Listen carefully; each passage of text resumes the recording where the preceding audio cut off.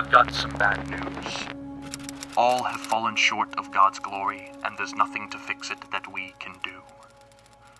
I've got some bad news. God granted us with his image, and we repaid him with our abuse. I've got some bad news. We have been tirelessly at work and have rightfully earned all the judgment of which we have been accused. I've got some bad news. This accusation bears a debt that all penalties of this magnitude must use. Your very life will be taken, and infinitely from God's presence you shall be removed. I've got some bad news. All of this is true. But this is not the only story the printing press of the world has introduced. For I've got some good news, too.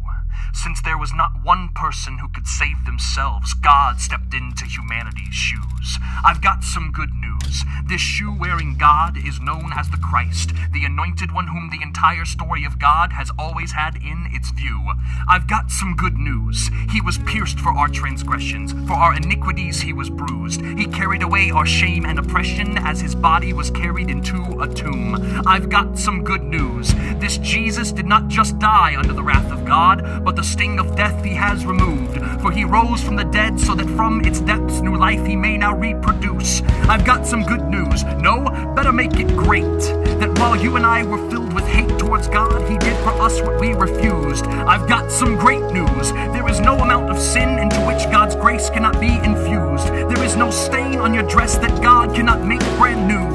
I've got some great news. It doesn't matter if you are a user or adulterer, alcoholic or murderer, prostitute or prisoner, all your sins can be removed. It doesn't matter if you are a hater of God, a neglectful father, a lover of wrong, a distant mother, all wrinkles can be made smooth. It doesn't matter if you are sexually broken, jealously potent, foul-mouthed spoken. You are chosen to